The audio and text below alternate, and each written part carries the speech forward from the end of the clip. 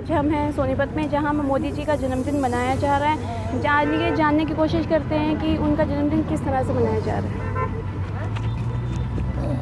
हाँ जी सर, किस तरीके से आप आज जन्मदिन मना? ये आज हमारे पूरे विश्व के सबसे लोकप्रिय नेता और भारत के प्रधानमंत्री माननीय नरेंद्र मोदी जी का 70वां जन्मदिन है। आज जिस प्रकार से प्रधानमंत्री का संदेश था स्वच्छता को लेके कि पॉलीथीन मुक्त पन्नियों का जो प्रचलन है देश के अंदर वो कम हो, इसके लिए हमने एक जूट के थैलों को घर घर पहुंचाने का काम किया। सभी नगरपालिका नगर निगमों के अंदर सुबह हमारे भारतीय जनता पार्टी के कार्यकर्ताओं ने घर घर जाके वो थैले वितरण करने का काम किया, जिस पर स्लोगन था मोदी जी को हाँ, पॉलीथीन को ना। उसके बाद हमारा गोहाना के अंदर रक्तदान शिविर का आयोजन हुआ, जिसमें 136 यूनिट भारतीय जनता पार्टी के कार्यकर्ताओं ने रक्त दिया, जो देश के बीमार आदमियों के काम आएगा। और ये तीसरा प्रोग्राम था आज सेक्टर 8 सोनीपत के अंदर।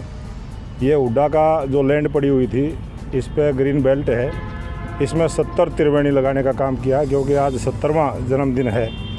और जिससे बड़, पीपल और नीम तीनों की त्रिवेणी हमारे हिंदू रीति रिवाज के अंदर बोलते हैं, वो 70 त्रिवेणी लगाने का भारतीय जनता पार्टी के कार्यकर्ताओं के द्वारा, यहाँ के लोकल प्रशासन के द्वारा और सामाजिक संगठनों के द्वारा जो समाज के अंदर काम करते हैं, सभी सोनीपत की जनता के द्वारा ये आज प्रोग्राम किया गया है।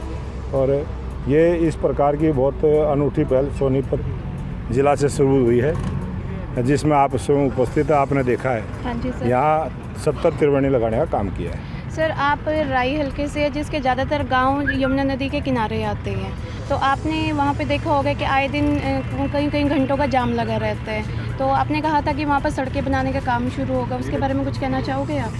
सड़कें हमारी दहीसरा जो 0 पॉइंट है, वहाँ से लेकर मीमारपुर तक, हाँ जी, जो लगभग 21 किलोमीटर की सड़क है, वो SRDC के द्वारा पास हुई। 7 मीटर की सड़क वो बनेगी। और यमुना के साथ साथ जो बांध है, कुछ बांध के ऊपर बनेगी, कुछ नीचे बनेगी। इस प्रकार से वो नया एक रास्ता तैयार हुआ है। और नेशनल हाईवे के ऊपर जो आप जाम की बात करते हैं, हाँ जी, यहाँ पर काम चला हुआ है। 12 लेन का हाईवे बनेगा। देखा जाता है वहाँ पे जो दिल्ली और हरियाणा के बॉर्डर पे पड़ता है आपका हल्का राई, तो कई बार देखा जाता है कि एम्प्लॉइज़ को आने जाने में काफ़ी घंटों का जाम का सामना करना पड़ता है। आप इसके बारे में क्या कहना चाहोगे? ये जो रोड पे काम चला हुआ है, ये 6 महीने का तकलीफ लोगों को ज़रूर रहेगी। हाँ जी सर। 6 महीने के बाद बिल्कुल कहीं कोई रुकावट नहीं होगी, ये रास्ता बनकर तैयार हो जाएगा। और ये 12 लेन का जो नेशनल हाईवे का निर्माण हो रहा है, उसकी वजह से ये बाधा है। सर, जो अब ये नई सौगात हरियाणा को मिली है 5617 करोड़ की, जो रेलवे लाइन की, आप इसके बारे में क्या कहना चाहोगे?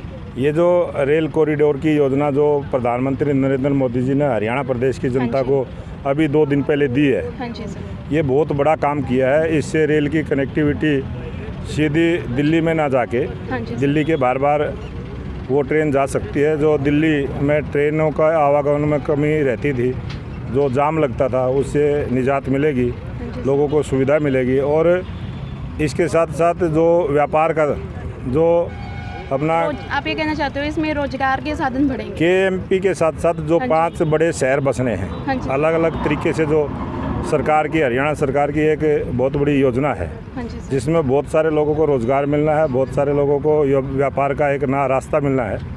उसकी शुरुआत इस रेल कॉरिडोर के द्वारा होगी। ये आने वाले समय में जो अपनी रोज़गार की समस्या है, उससे निजात दिलाने में बहुत बड़ा काम करें। सर, रोजगार की समस्या कोरोना काल में आपने देखा है कि बहुत ज़्यादा बढ़ गई है। आप ये कहना चाहते हो कि इस जो ये सौगात मिली है, ये उसको निजात दिलाएगी? उसको निजात तो दिलाएगी, हाँ जी, ये तो बात आपकी बिल्कुल ठीक है। हाँ, लेकिन ये आज के युग में ज़रूरी भी था। हाँ जी, और KGP और KMP का निर्माण होने के बाद दिल्ली को बहुत बड़ी राहत मिली है, पोल्यूशन से भी मिली है, आने जाने वाले लोगों को भी उससे फ़ायदा मिला है, और आवागमन का रास्ता सरल और सीधा बना है। ये देश की अच्छी शुरुआत है। सर, आप सोनीपत के अध्यक्ष हैं। अब आने वाले उपचुनाव है, बड़ौदा उपचुनाव, उनके बारे में आप क्या कहना चाहोगे? बड़ौदा उपचुनाव में आज आप यहाँ हो, जब कभी आपको जाने का मौका मिलेगा, हाँ जी, आपको भी सुनकर अचरज हो जाएगा कि आज बड़ौदा विधानसभा की जनता अपने आप बोलती है कि हमने विकास के रास्ते को चुनना है। हाँ जी सर। और भारतीय जनता पार्टी की सरकार है, वो 4 साल काम करने वाली है, इसलिए हाँ जी सर। सभी लोगों का मन है, अब लोगों का मन बदल चुका है, वो अब की बार भारतीय जनता पार्टी के पक्ष में वहाँ कमल का फूल खिलाने का काम करेंगे। ठीक है सर। सर आपने आज मोदी जी का जन्मदिन मनाया, आप आगे इसके बारे में क्या कहना चाह रहे हो कि और क्या क्या नई नई सौगात हरियाणा को मिलने वाली है? मोदी जी का जन्मदिन तो आज पूरी दुनिया में मनाया जा रहा है। हाँ जी सर। और सौभाग्य से काफ़ी वर्षों के बाद हाँ जी। जो अटल बिहारी वाजपेयी जी ने जो एक अपने पंडित दीनदयाल उपाध्याय जी के द्वारा जो एकात्म मानववाद की किताब के अंदर जो बातें लिखी गई हैं, हाँ जी सर। जो हमारे पार्टी के संस्थापक थे, हाँ जी सर। उन्होंने ये सारा रास्ता दिखाया था।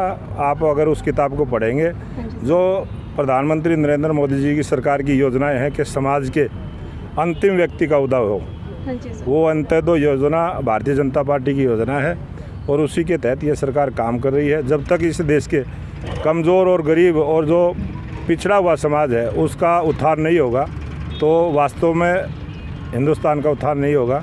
उसी काम पर प्रधानमंत्री नरेंद्र मोदी जी लगे हुए हाँ हैं। जी। निरंतर इसी प्रकार की योजनाएं 423 योजनाएं प्रधानमंत्री नरेंद्र मोदी जी द्वारा अटल सेवा केंद्रों पर अगर आप जाकर देखेंगे, हाँ जी। वो सारी योजनाएं उस पर लिखी हुई है हाँ जी। और वो रोज़ प्रयोग में होने वाली समस्याएं हैं जनता की, हाँ जी। वो सारी हल हों, लोगों को कोई परेशानी ना हो। इसी काम में प्रधानमंत्री नरेंद्र मोदी जी इस देश की बहुत बड़ा काम सेवा का जो कार्य मोदी जी ने किया है, हाँ जी सर। वही सेवा का कार्य है जो भारतीय जनता पार्टी का 14 सितंबर से लेकर 2 अक्टूबर तक चलने वाला है। हाँ जी सर। उन सब कामों को लेकर हम जनता के बीच में जाएंगे।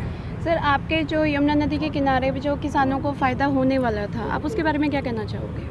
यमुना के किनारे के पास में जो जो ज़मीनें हैं वहाँ के किसानों की, उनके बारे में आप क्या कहना चाहोगे? वो ज़मीनें अच्छी हैं, उपजाऊ हैं और वो लोग उसमें खेतीबाड़ी का काम करते हैं, ज़्यादातर सब्जी का काम करते हैं। हाँ जी सर। और वो अच्छा, दिल्ली नज़दीक है, वो दिल्ली सबसे बड़ी मंडी है, तो उसमें किसान अपना फसल को बेच के आते हैं और वो अच्छे से अपना काम कर रहे हैं। धन्यवाद सर आपका कीमती समय देने के लिए। आपके धन्यवाद। चैनल का भी, मैं आपके दर्शकों का भी धन्यवाद करता हूँ, ठीक है। आपने समय दिया। ठीक है, धन्यवाद सर।